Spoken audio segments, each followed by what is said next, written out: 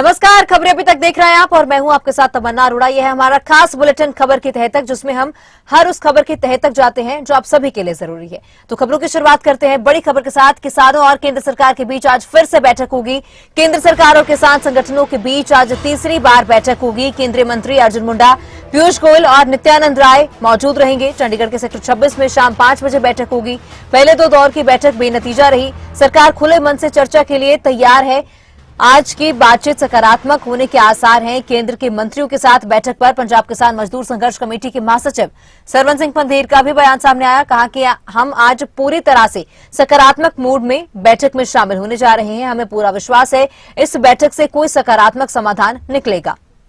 तो आज तीसरे दौर की बैठक है। किसान संगठनों और केंद्रीय मंत्रियों के बीच शाम 5 बजे चंडीगढ़ में ये बैठक होगी और इस बैठक के आधार पर आगामी रणनीति किसान तय करेंगे कि इस आंदोलन को आगे किस तरह का रूप देना है। क्या इस आंदोलन को यहीं रोकना है या ये आंदोलन जारी रहेगा? क्या किसान दिल्ली कूच करेंगे? ये बड़ा सवाल है और आज इस बैठक के बाद, जो कि बहुत महत्वपूर्ण बैठक है, आज इस बैठक के बाद ये आगामी रणनीति तय की जाएगी। तो केंद्र और किसानों के बीच आज मीटिंग है। आपको बता दें कि मीटिंग में 3 केंद्रीय मंत्री शामिल होंगे। अर्जुन मुंडा, जो कि केंद्रीय कृषि मंत्री हैं, पीयूष गोयल वाणिज्य और उद्योग मंत्री हैं, नित्यानंद राय केंद्रीय गृह राज्य मंत्री हैं। तो इन 3 केंद्रीय मंत्रियों के साथ किसान संगठनों की आज बैठक होनी है। तो किसानों का भी कहना है कि हम पूरे सकारात्मक मूड में हैं, सकारात्मक समाधान इससे कोई जरूर निकलेगा, हमें पूरा विश्वास है। तो आज शाम 5 बजे चंडीगढ़ के सेक्टर 26 में ये बैठक होगी। किसान अपनी मांगों को लेकर अड़े हुए हैं। किसानों की मुख्य मांगे एमएसपी पर खरीद की गारंटी उन्हें मिले, स्वामीनाथन रिपोर्ट लागू हो, ये कुछ मुख्य मांगे हैं किसानों की, जिस वजह से ये आंदोलन किसानों की ओर से किया जा रहा है। और अगली इसकी मांग थी किसानों का कर्ज माफ किया जाए, उन्हें पेंशन दी जाए और इसके साथ ही लखीमपुर के दोषियों को भी सजा मिले। तो किसानों की कुछ मुख्य मांगे हैं जिनको लेकर किसान आंदोलन कर रहे हैं। किसानों का दिल्ली कूच जारी है। हालांकि आज तीसरे दौर की बैठक होनी है और इस बैठक के आधार पर यह तय होगा कि आगामी रणनीति इस आंदोलन की क्या रहने वाली है। और किसान नेता सरवन सिंह पंधेर का क्या कुछ कहना है, एक बार वो भी आपको सुनाते हैं। हमारा दिल्ली जाना आना का सवाल नहीं है। हम ये नहीं कह रहे हैं कि हम हर हाल में आपके बैरिकेड को तोड़ देंगे। 2 बातें हैं। आज माननीय मंत्री महोदय से मीटिंग है। हम चाहेंगे स्वयं प्रधानमंत्री जी उनसे बात करें और इन मांगों का आज हल हो जाए। ये सभी के लिए सुखद होगा। और दूसरा, अन्यथा लगता है कुछ ऐसा, तो ये लोकतांत्रिक मुल्क है। हमें दिल्ली में पीसफुल ढंग से अपना आंदोलन करने की इजाजत दी जाए। ये रास्ते सरकार खुद। तो आज किसानों की और केंद्रीय मंत्रियों के बीच ये बैठक होनी है। तीसरे दौर की बैठक होगी और ज्यादा जानकारी के लिए हमारे साथ हमारे स्टेट हेड जितेंद्र चौधरी और हमारी सहयोगी हरसिमरत पॉल भी जुड़ी हुई हैं। हरसिमरत, आज किसानों और केंद्र सरकार के बीच तीसरे दौर की बैठक होनी है और इस बैठक के आधार पर किसान अपनी आगामी रणनीति तय करेंगे कि इस आंदोलन को यहीं रोकना है या किसान दिल्ली कूच पर अड़े हैं।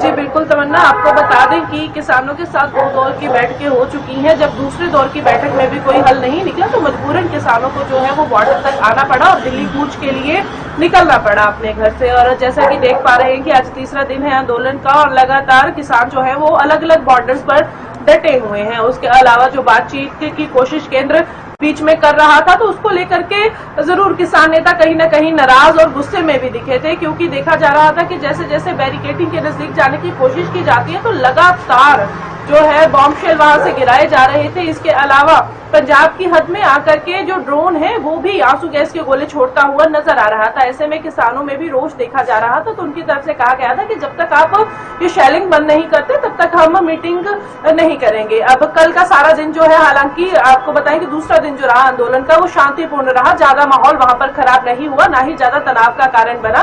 तो ऐसे में किसानों ने अब केंद्र का जो बुलावा है वो स्वीकार किया है। आज ये meeting sector 26 Mahatma Gandhi state institute में होनी है और शाम को 5 बजे इसका समय रखा गया है। पिछली बार की तरह जैसे पहले केंद्रीय मंत्री पीयूष गोयल, नित्यानंद राय और अर्जुन मुंडा यहाँ पर पहुंचे थे, वो आज पहुंचने वाले हैं और उसके बाद जो है मीटिंग होनी है।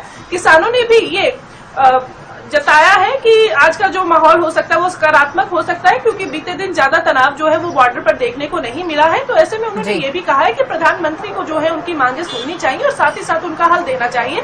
किसानों को भी कोई शौक नहीं है इस तरह से सड़कों पर आने का, उनको मजबूरन अपनी मांगे मनवाने के लिए यहाँ पर आना पड़ रहा है। तो ऐसे में वो भी चाहते हैं कि यहीं पर बातचीत से हल हो जाए और सभी किसान जो है वापस अपने घरों को लौट जाए। जी हरसिमरत, बिल्कुल हमारे साथ हमारे स्टेट हेड जितेंद्र चौधरी भी बने हुए, उनसे सवाल लूंगी। तो जितेंद्र, जिस तरह से किसानों की ओर से प्रदर्शन किया जा रहा है, इससे पहले जब कृषि कानूनों को लेकर किसानों की ओर से प्रदर्शन किया गया था, काफी लंबा वो प्रदर्शन चला। उस समय भी किसानों ने एमएसपी की मांग उठाई थी कि एमएसपी पर जो है उन्हें गारंटी मिले, और सरकार की ओर से तब भी आश्वासन दिया गया था कि एमएसपी पर उन्हें गारंटी दी जाएगी, लेकिन अभी तक एमएसपी पर गारंटी नहीं मिली है। तो उसी मांग को लेकर सरकार के खिलाफ जो एक बार फिर से किसान प्रदर्शन कर एक बार फिर से सड़कों पर उतरे। तीसरे दौर की बैठक हुई, हालांकि 2 दौर की जो बैठक थी, पिछली बैठक में कुछ मांगों पर सहमति बनी, कुछ मांगों पर सहमति नहीं बनी। अब इस तीसरे दौर की बैठक में क्या सहमति बनती है? क्या लगता है आपको, क्या कुछ रहने वाला है इस बैठक में आज?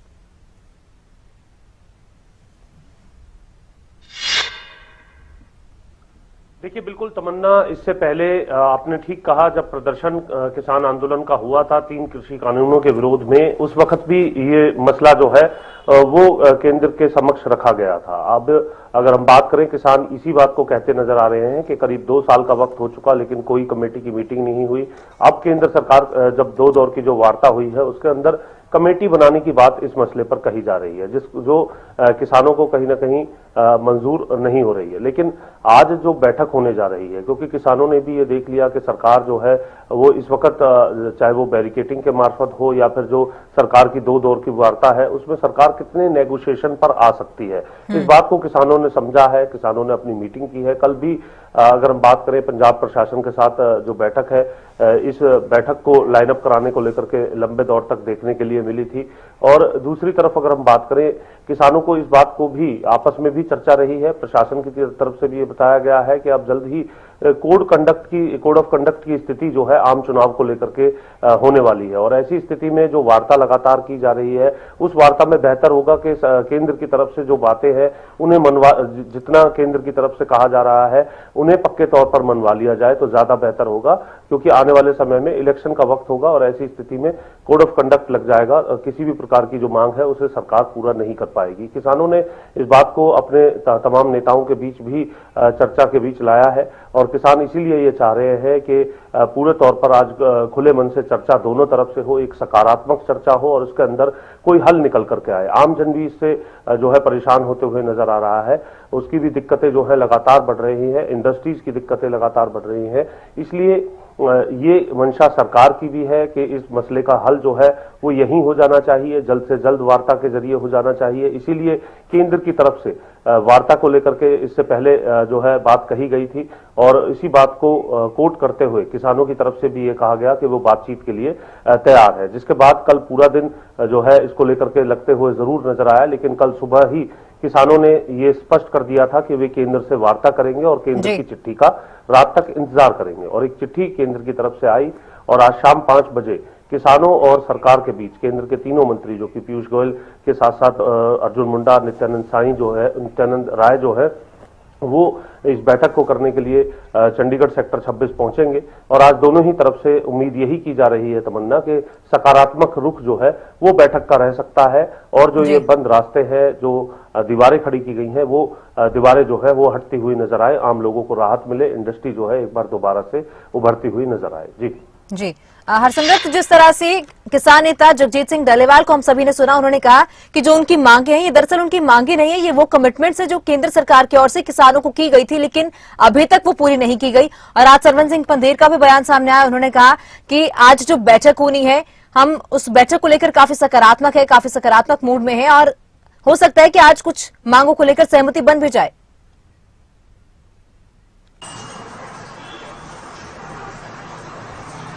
बिल्कुल तमन्ना, जहां तक सहमति बनने की बात है तो तकरीबन मुख्य मांगे जो है वो 15 बताई जा रही हैं, जिसमें ज्यादातर पे सहमति बनती और भरोसा जताया नजर आ रहा है। जैसे कि उन्होंने अपने भी जिक्र किया कि डल्लेवाल ने ये बताया था कि पहले ही कमिटमेंट्स जो है वो हो चुकी हैं, तो बारी अब उनको अमल में लाने की है। आपको ये बताया कि जब पिछला आंदोलन हुआ था, किसान आंदोलन, तो तब सारे के सारे किसान सिर्फ इसी शर्त पर वापस गए थे कि उनकी जो बातचीत हुई थी केंद्र के साथ, तब उनकी जो मांगे थी वो मान ली गई थी, जिसमें अब वाली भी मांगे हैं, जिसमें मुख्य तौर पर स्वामीनाथन पोस्टमार्टम रिपोर्ट है, कर्जा मुक्ति है और इसके अलावा एमएसपी की बात है। ये तब भी कमिटमेंट्स हुई थी कि ये जो बिल है बना दिया जाएगा, रिपोर्ट लागू कर दी जाएगी, पर 2 साल बीत जाने के बावजूद नहीं हुआ। और केंद्र के साथ अब जब दोबारा किसान आंदोलन की कॉल दी गई थी तो इसके ऊपर दोबारा बातचीत हुई। 2 दौर की बातचीत। ठीक है, बहुत शुक्रिया तमाम जानकारी के लिए। और किसान आंदोलन के चलते आमजन को काफी परेशानी हो रही है। रोड ब्लॉक होने से लोगों को काफी परेशानियों का सामना करना पड़ रहा है। लंबे जाम की स्थिति पैदा हो गई है। आज रेल मार्ग भी प्रभावित हो सकता है। बीकेयू उग्राहा ने आज पंजाब में रेल ट्रैक जाम करने का ऐलान किया है। पंजाब में आज 12 से 4 बजे तक यानी 4 घंटे के लिए ट्रेनें रोकी जाएंगी। हरियाणा में गुरनाम सिंह चडूनी भी आज पदाधिकारियों के साथ रणनीति बनाएंगे। तो आज किसानों की ओर से रेल रोको आंदोलन का ऐलान किया गया है और आम लोगों को भी जो इससे काफी परेशानियों का सामना करना पड़ रहा है। किसान आंदोलन के चलते आमजन को खासी दिक्कत परेशानियां हो रही है। लंबे जाम की स्थिति से लोगों को गुजरना पड़ रहा है। रोड ब्लॉक होने से लोगों को काफी परेशानियों का सामना करना पड़ रहा है। जाम की स्थिति पैदा हो गई है तो लोगों को वैकल्पिक मार्गों को इस्तेमाल करना पड़ रहा है। और हमारे साथ हमारे स्टेट हेड जितेंद्र चौधरी भी बने हुए हैं। जितेंद्र, तो आज किसानों की ओर से 4 घंटे के लिए रेल रोकने का ऐलान किया गया है कि 4 घंटे तक रेलें रोकी जाएंगी, तो यात्रियों को उससे कितना ज्यादा परेशानियों का सामना करना पड़ सकता है? क्योंकि पहले ही कई जिलों में धारा 144 लागू है, कई जिलों में इंटरनेट सेवाएं बंद है, पहले ही यात्री काफी परेशान है और ऊपर से अब रेल रोकने का भी जो है ऐलान कर दिया गया है, तो इससे यात्रियों की परेशानियां और बढ़ गई है।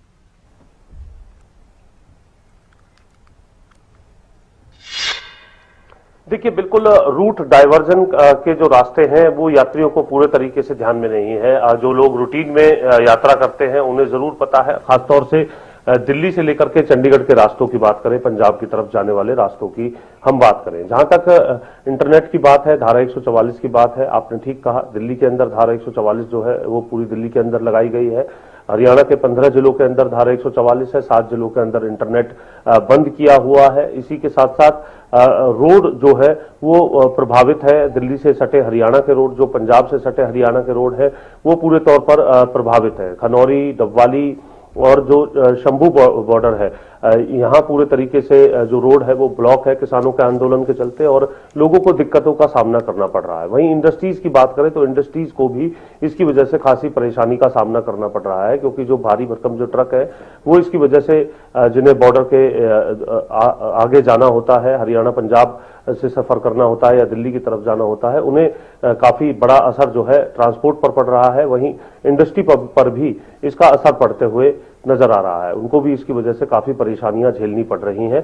एक और जहां रोड मार्ग इसको लेकर के जो है प्रभावित है पिछले कई दिनों से, तो वहीं आज रेल मार्ग भी प्रभावित हो सकता है। पंजाब के अंदर किसानों की तरफ से ये ऐलान किया गया है कि वे 12 से 4 बजे तक, जो जोगिंदर सिंह उग्राहा ग्रुप है भारतीय किसान यूनियन का, उनकी तरफ से ये कहा गया है कि वे 4 घंटे के लिए रेल मार्ग जो है वो जाम कर सकते हैं। टोल फ्री करने की बात भी पंजाब के अंदर उनकी तरफ से कही गई है।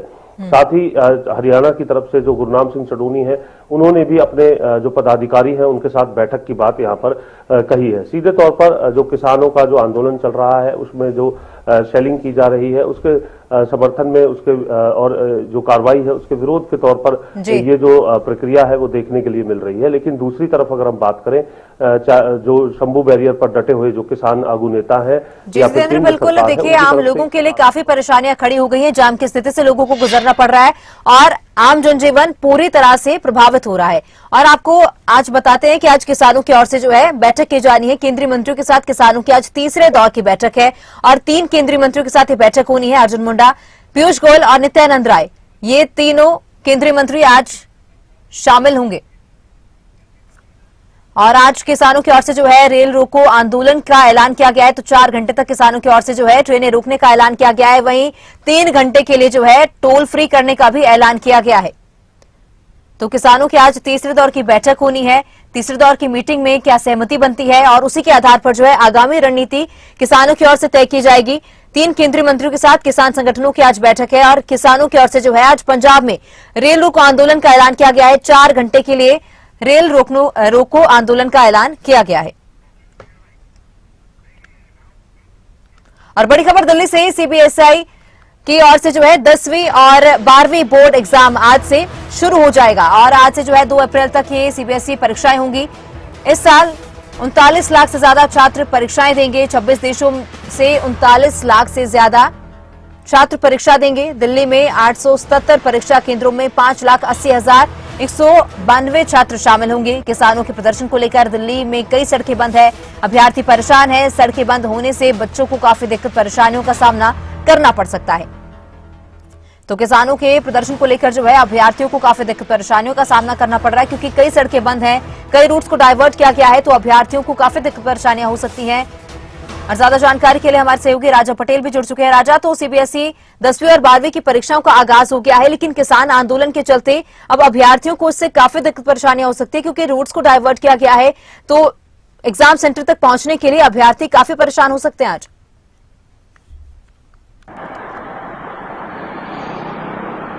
और बिल्कुल देखिए, सुबह से ही लगातार दिल्ली की जो अलग अलग सड़कें हैं वहां पर जाम की स्थिति देखने को मिल रही है, क्योंकि आज पूरे देश में सीबीएसई की बोर्ड की परीक्षाएं शुरू हो रही हैं। 10वीं और 12वीं की हम बात करें, और जिस तरीके से हम बात करें, अब इस वक्त हम सेंट्रल दिल्ली में मौजूद हैं और मैं आपको तस्वीरें दिखाना चाहूंगा। देखिए कि लगातार ये सेंट्रल दिल्ली का इलाका है, रूट्स जो है वो डाइवर्ट किया गया है। रेड लाइट जो कि सुबह ऑन थी, उन रेड लाइट को फ्री कर दिया गया है, यानी कि रेड लाइट पूरी तरीके से बंद कर दी गई। यहाँ देखिए कई ऐसे स्कूल जो बसें हैं वो यहाँ से गुजरती हुई नजर आ रही है। तो इसी तरीके से जो सेंट्रल दिल्ली में जिन जिन छात्रों का सेंटर पड़ा है सीबीएसई बोर्ड को लेकर, वहां पर पूरी तरीके से रेड लाइट्स पूरी कर दिए हैं। तमाम जो रूट्स है उनको डाइवर्ट कर दिया गया और तमाम सुबह से ही दिल्ली पुलिस के जो बड़े अधिकारी है, एसीपी डीसीपी लेवल के, वो लगातार सड़कों पर मौजूद है और लगातार जाम जहां जहां है उन जाम को खुलवाने की यहाँ पर कोशिश की जा रही है। देखिए आप किस तरीके से, कितनी स्पीड से यहाँ से गाड़ियां आ रही हैं। ये इंडिया गेट का इलाका है, ये जो पूरा इलाका है इंडिया गेट का है। और देखिए तमाम जो रूट चूंकि डाइवर्ट कर दिए गए हैं, तो तमाम जो गाड़ियां हैं वो अब यहाँ से जाती हुई नजर आ रही हैं। हालांकि सुबह जो अलग अलग इलाके हैं, चाहे आईटीओ की बात करें और दिल्ली गुरुग्राम बॉर्डर की बात करें, जो सटा हुआ दिल्ली का इलाका है, वहां पर सुबह से ही अभी भी जाम की स्थिति देखने को मिल रही है। पर बच्चों के साथ साथ जो लोग ऑफिस जाते हैं उनको भी काफी परेशानियों का सामना करना पड़ रहा है। जी राजा, बहुत शुक्रिया तमाम जानकारी के लिए। और फिलहाल खबरों में आगे बढ़ेंगे। चंडीगढ़ से खबर, हरियाणा के मुख्यमंत्री मनोहर लाल आज प्रेस कॉन्फ्रेंस करेंगे। दोपहर 12 बजे मुख्यमंत्री की ओर से प्रेस कॉन्फ्रेंस की जाएगी। चंडीगढ़ स्थित हरियाणा निवास में प्रेस कॉन्फ्रेंस की जाएगी और तमाम मुद्दों को लेकर सीएम जानकारी दे सकते हैं। तो चंडीगढ़ में दोपहर 12 बजे मुख्यमंत्री की ओर से प्रेस कॉन्फ्रेंस की जानी है। हरियाणा के मुख्यमंत्री मनोहर लाल आज प्रेस कॉन्फ्रेंस करेंगे। चंडीगढ़ स्थित हरियाणा निवास में प्रेस कॉन्फ्रेंस की जाएगी और तमाम मुद्दों को लेकर सीएम जानकारी दे सकते हैं। तो चंडीगढ़ स्थित हरियाणा निवास में ये प्रेस कॉन्फ्रेंस होगी और मुख्यमंत्री मनोहर लाल की ओर से ये प्रेस कॉन्फ्रेंस की जानी है। मीडिया से रूबरू होंगे और तमाम मुद्दों को लेकर सीएम आज जानकारी दे सकते हैं। और ज्यादा जानकारी के लिए हमारे पॉलिटिकल एडिटर अनिल मोर भी जुड़ चुके हैं। अनिल, तो आज सीएम की ओर से प्रेस कॉन्फ्रेंस की जानी है, क्या कुछ मुद्दे रहने वाले हैं, किस मुद्दे को लेकर प्रेस कॉन्फ्रेंस होने वाली है?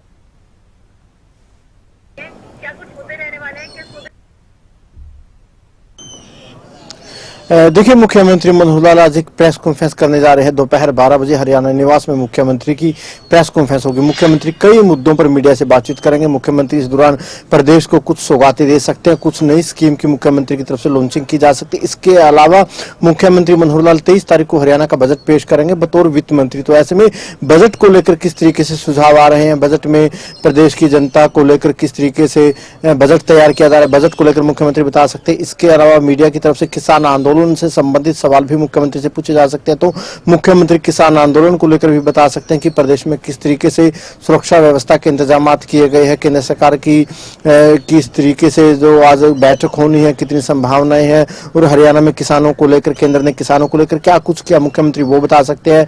और प्रेस कॉन्फ्रेंस से पहले मुख्यमंत्री सुभाष बराला का नॉमिनेशन भराने जाएंगे, तो मुख्यमंत्री राज्यसभा चुनाव को लेकर भी अपनी बातें रख सकते हैं। यानी मुख्यमंत्री आज कई मुद्दों पर, चाहे किसानों का मुद्दा हो, बजट हो, राज्यसभा चुनाव हो, प्रदेश को नई सौगातें हों, ये तमाम ऐसे मुद्दे हैं जिन पर कहना कि मुख्यमंत्री मीडिया से अपनी बातें रख सकते हैं। चैनल, बहुत शुक्रिया तमाम जानकारी के लिए। और आज दोपहर 12 बजे प्रेस कॉन्फ्रेंस होनी है। मुख्यमंत्री की ओर से तमाम मुद्दों को लेकर जानकारी दी जा सकती है।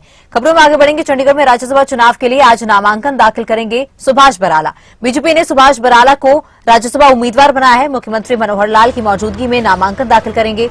हरियाणा बीजेपी अध्यक्ष नायब सैनी समेत कई वरिष्ठ नेता मौजूद रहेंगे। तो बीजेपी के कई मंत्री और विधायक जो हैं इस दौरान मौजूद रहेंगे। राज्यसभा चुनाव के नामांकन की आज आखिरी तारीख है, नामांकन का आज आखिरी दिन है। अगर कोई दूसरा नामांकन नहीं आता तो ऐसे में सुभाष बराला का निर्विरोध चुना जाना तय है। और ज्यादा जानकारी के लिए हमारे पॉलिटिकल एडिटर अनिल मोर हमारे साथ बने हुए हैं। अनिल, तो आज नामांकन की आखिरी तारीख है और सुभाष बराला की ओर से आज अपना नामांकन दाखिल किया जाएगा मुख्यमंत्री मनोहर लाल की मौजूदगी में।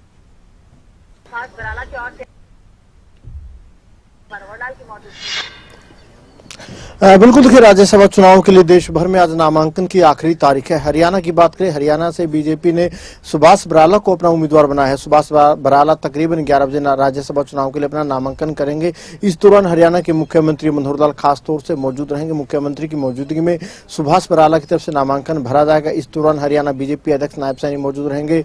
मनोहर सरकार के कई मंत्री, कई विधायक इस दौरान भी मौजूद रहेंगे, क्योंकि जो नामांकन की आज आखिरी तारीख है। सुभाष बराला बीजेपी के उम्मीदवार है। किसी दूसरे दल की तरफ से अभी तक अपने उम्मीदवार की घोषणा नहीं की गई, क्योंकि जो संख्या बल है बीजेपी के पास पर्याप्त से भी ज्यादा संख्या बल है। तो ऐसे में सुभाष बराला का निर्विरोध तौर पर चुना जाना लगभग तय है। अगर कोई दूसरा उम्मीदवार चुनाव मैदान में आता है, उनकी तरफ से नामांकन भरा जाता है, तब जो 27 तारीख है, 27 तारीख को राज्यसभा चुनाव होगा। अगर अकेले सुभाष बराला का नामांकन रहता है, सुभाष बराला के लिए नामांकन भरते, तब सुभाष बराला का निर्विरोध तौर पर जीतना और चुना जाना लगभग तय है।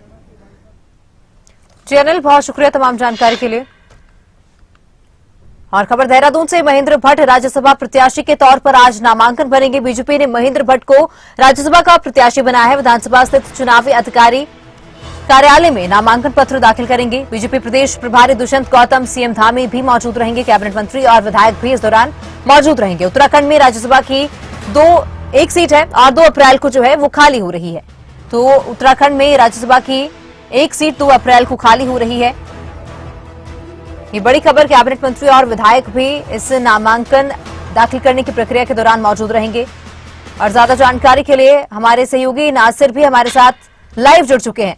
नासिर, तो आज देश भर में नामांकन दाखिल करने की आखिरी तारीख है और उत्तराखंड में भी, देहरादून में भी जो है आज नामांकन दाखिल करेंगे महेंद्र भट्ट। देखिए तमन्ना, बिल्कुल उत्तराखंड में राज्यसभा की 3 सीटें हैं, जिनमें से एक सीट 2 अप्रैल को खाली हो रही है। तो पहले आज नामांकन की आखिरी तारीख है राज्यसभा सांसद के लिए। आज बीजेपी की तरफ से, क्योंकि जो महेंद्र भट्ट है बीजेपी के प्रदेश अध्यक्ष, उनको प्रत्याशी बनाया गया है, वो नामांकन दाखिल करने के लिए पहुंचे हैं।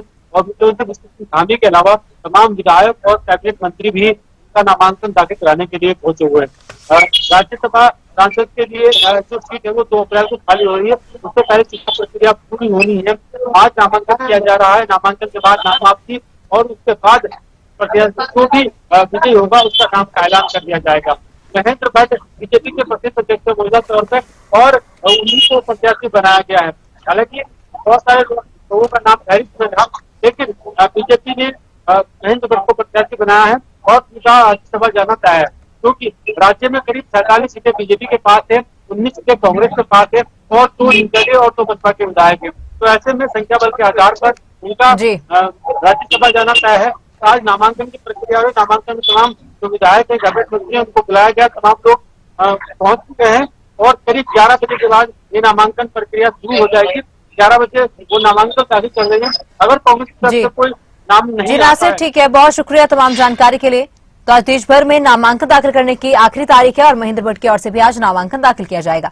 खबरों में आगे बढ़ेंगे। खबर शिमला से, अभिषेक मनु सिंघवी आज नामांकन भरेंगे। राज्यसभा के लिए दोपहर 1 बजे विधानसभा में नामांकन होगा। तो कांग्रेस प्रभारी राजीव शुक्ला भी शिमला पहुंच सकते हैं। छत्तीसगढ़ के पूर्व सीएम भूपेश बघेल भी शिमला पहुंच सकते हैं।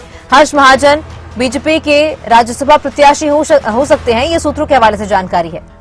तो छत्तीसगढ़ के पूर्व सीएम भूपेश बघेल भी आज शिमला पहुंच सकते हैं। हर्ष महाजन बीजेपी के राज्यसभा प्रत्याशी हो सकते हैं, ये सूत्रों के हवाले से जो है जानकारी मिल पाई है। और ज्यादा जानकारी के लिए हमारे शिमला ब्यूरो प्रदीप ठाकुर भी जुड़ चुके हैं। प्रदीप, तो आज देश भर में नामांकन दाखिल करने की आखिरी प्रक्रिया है और ये सूत्रों के हवाले से जो जानकारी निकल के सामने आई है कि हर्ष महाजन बीजेपी के राज्यसभा प्रत्याशी हो सकते हैं।